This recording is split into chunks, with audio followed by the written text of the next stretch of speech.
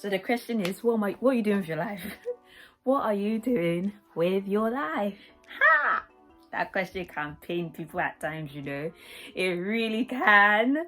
But anyway. Hi, wonderful people. Welcome back to my channel. And if you're new here, welcome. I'm Vanessa, and I share content on the Christian faith, health, money, and lifestyle. And today we're doing a bit of a story time, a lifeline plan.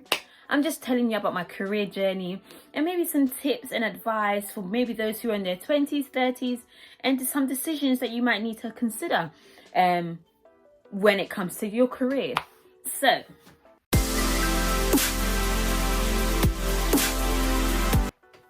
taking you back to my life. If you don't know about me or much about me, I have written a book just to show you a bit about my background. Do check it out. But back to my career. So in my early teens, I used to so just before I get started, I have to tell you something that happened that made me get a job very quickly. So when I hit the age of 16, bang, the day I heard happy birthday, happy birthday, happy birthday, the second I hit 16, my mum tells me, well, young lady, since you've now turned 16, the government, my mum speaks nothing like this, by the way, the government has stopped my child benefits, so you're going to have to get a job. In my mind, I'm like, oh no, so like my mum can't give me an allowance or anything like that anymore, because she used to give me about £10 a week or something, so I'm not going to be getting that anymore. And I was about to go into college, so they had a scheme where they'll pay you £30 a week if you attend all your lessons. So that's the only money I had. So with this, keeping this in mind, I was desperate. I'm like, I need to find a job ASAP. But the first ever job, I'm just remembering my first ever job. I saw a job ad in the newspaper and it was saying £80, but it said next to it in small writing, commission per booking or per sale. So I called this place up and I went for an interview. And the interview was a job. The job was leaflet distributing and for a windows company, selling double glazing windows. Yeah, keep all of this in mind. Selling double glazing windows. And I only get paid if someone picks up my leaflet, refers my code, and books to have their windows replaced. So I was excited. I was desperate. I'm like, I'll take the job in it. I'll just do it. I will do it. No biggie. I take this job. I'm walking, about to do my first, road of leaflet distributing. And then as I keep walking and distributing, I've done about 2-3 hours of this job so far. As I'm doing this, I'm like, but I'm trying to sell double glazing to people who already have double glazing. I'm looking at every single window. I'm like, but all of these windows have double or triple glazing already. So they're clearly not going to buy new windows. And 2, windows are not cheap. So nobody's going to buy it. And 3, how do I even know if I have got the commission if someone calls up and does not even refer my code? And all the work I've done is pointless. So within 3 hours, I quit my first job. I quit my first job the same day I got it. But moving forward, a couple of weeks or so later, a friend of mine, I just started asking people, does anyone know where I can get a job? I just need any job. And one of my friends told me that her husband is a security for Woolco's, which is like a supermarket kind of place where you can buy toiletries and things like that. And he managed to get me an interview and I got the job. So from the ages of 16 to about 18, I was working as a retail assistant. So I worked on the tills, I worked on stock, I worked there mostly weekends, and then I'll go to college during the week, and then I'll go to church and do different things. And I did that until I got to university. And while I was at university, my first year, I continued doing the job. So I'll still work weekends, go to uni Monday to Friday, whatever has happened during that week, and then go to work. Then I got another job on campus as a student ambassador. So this is when I really got into the flow of, I think this is something I like doing, speaking, talking to people, showing people around. And with that, I built a relationship with the widening participation manager. So then she started booking me for more work. So she offered me a Saturday job With that, I handed in my notice at Wilco's. But before I was about to leave Wilkinson's, that's what it used to be called, it's now Wilco's, they told me, oh, you can't leave, Vanessa, you're so good. Have you considered doing the management training program? We can train you as a manager. And for me, I was just like, me, no offense to anybody who works in retail, I'm not called to retail. Retail's not for me. I needed a job to pay my bills, whichever bills I had at the time. But retail's not for me. I'm called to help people, you know, or work with people. So it's not for me. They really persuaded me. They were telling me they'll pay me £20,000. I'm like, whoa, so much money. I was like, yeah, I'll do it. I'll go, let me think about it. I was like, nah, I can't do it. So I left them and I did more of this student ambassador work while I stood at university. And I did that for a bit, about, I think the whole duration I was at uni, I was doing it for like 3 years. In between the times, we have something in the UK, which is the sandwich course, where you do university for 2 years, you work for a year, and then you go and do your final year. I didn't want to do that, so I got onto a voluntary program. So I went to teach in India. Exciting times. It was so eye-opening to the world that I was so grateful for my life. I was grateful for my life, the fact that I'm a female, a black female who's in the UK, who has opportunities available to her if she chooses to take them. And I know there is systematic racism or whatever, but I do not believe that will affect me if I choose to do what I want to do. So being in India and seeing young girls who are smart, intelligent, but unable to get educated because they're expensive to marry off, but you want men to be more educated because they're the providers. But getting married, if you're a female and if a man has 10 daughters, he is doomed, because he has to pay every single person to marry his daughter. I know in West Africa, for example, it's the other way around, where the man may pay the bride price. But after leaving, like the bride price and everything, it's very difficult, and life out there is completely different. And it just made me appreciate my life. But also I suffered a lot of racism out there, so that made me appreciate my life even more, of just how the world works and how people view people based on just their skin color or their mindset. So coming back, I came back, finished my final year of university, and then I got a job as a student support assistant. I must admit, if money wasn't a need, I would have done this job forever. If I wasn't very ambitious, I would have done this job forever, because I loved it. I loved being a student support assistant, because one, I got to go to I like to learn. So I got to go to different courses and help young people. But in that time, I got to learn different topics. So I'll go to an engineering class, or in the next session, I'll be in a travel and tourism, then health and social care, then sciences. And being in these different lessons, having to learn and absorb quickly so I can support my learner, so that they can, if transcribing or breaking the information down to them, that was my job. But while I was there, I decided to do like a foundation teacher training program. And while I was doing that, I came across a graduate program where they will pay for my my PGCE, which is the UK qualification to become a teacher, and they will pay me a salary to work while I'm studying.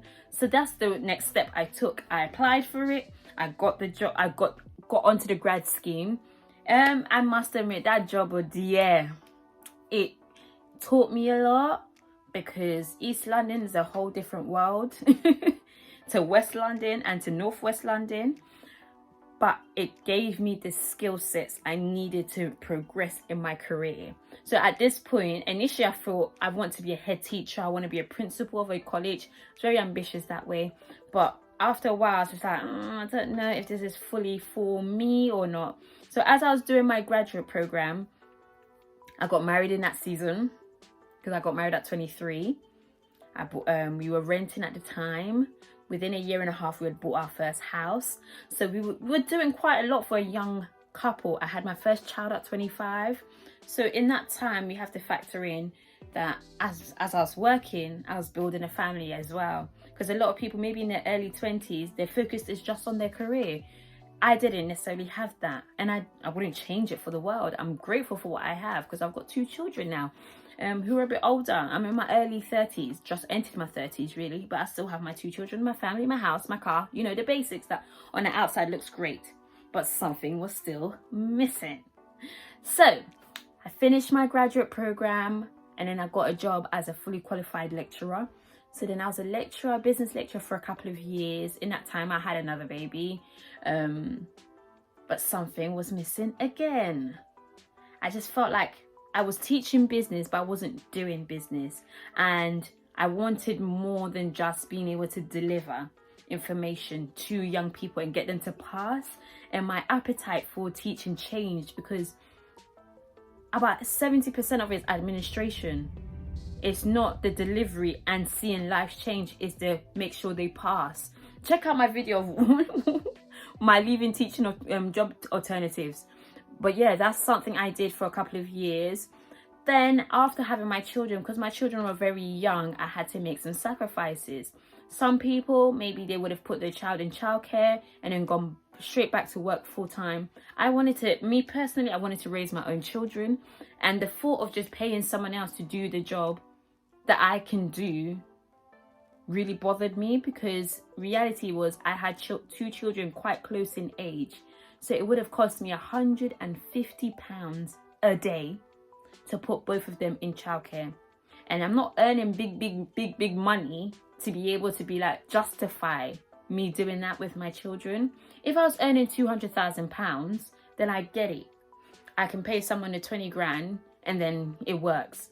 But if my earnings is about, I don't know, about £200 a day, and 150 of that is going towards childcare, and this is £200 before tax, and 150 of that is going towards childcare, and after that, I have to factor in travel, I have to factor in lunch, and I have to factor in leaving the home and coming back, commuting.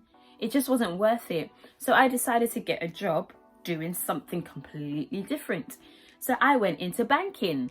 I got a job working as a customer service agent, which in some people's eyes may be seen as a downgrade from being a lecturer to now working in customer service for a bank.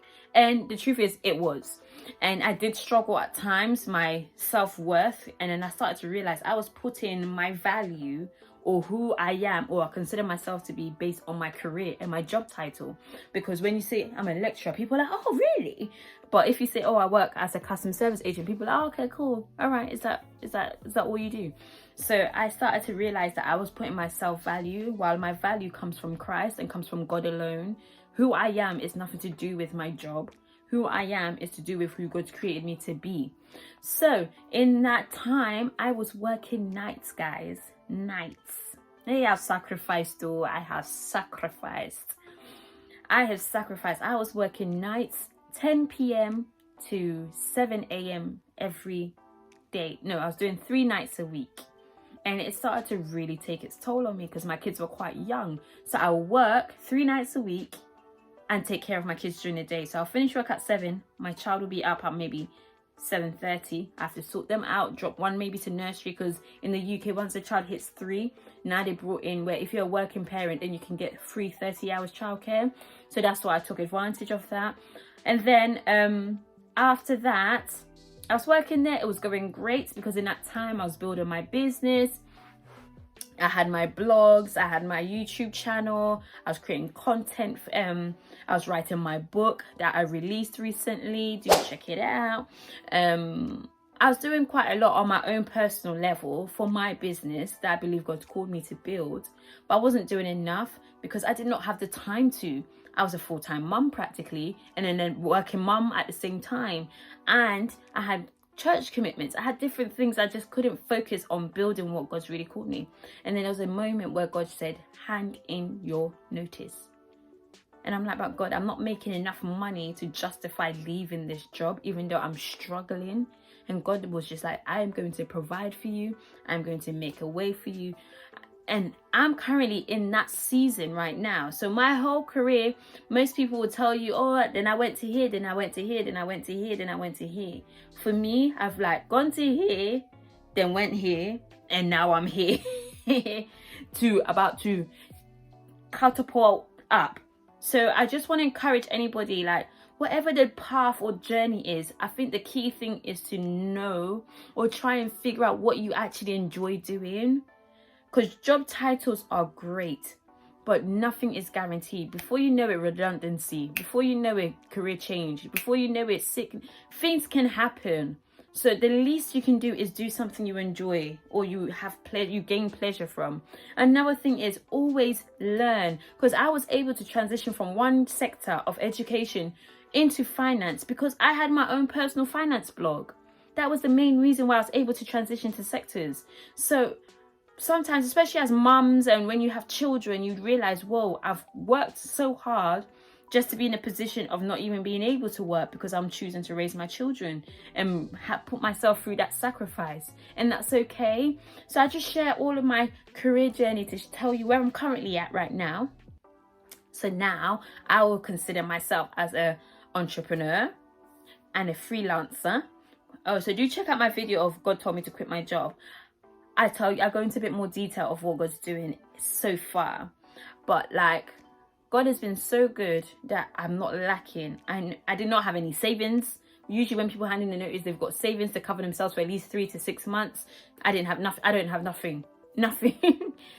But God's been so faithful, and it's like I know that I'm called to be maybe a portfolio worker where I do multiple things. I do loads of things. And I can't quantify what I do, but if I was to summarize it, I'll say I'm a founder, author, speaker, content creator, and future coach of helping other women in their journey through entrepreneurship to build the lives that they desire, and also to help women heal from their past, because your traumas and your hardships can skew your view. Skew, is that the word? Yeah, Vanessa. That can, warp your view of life, even if you're saved or not.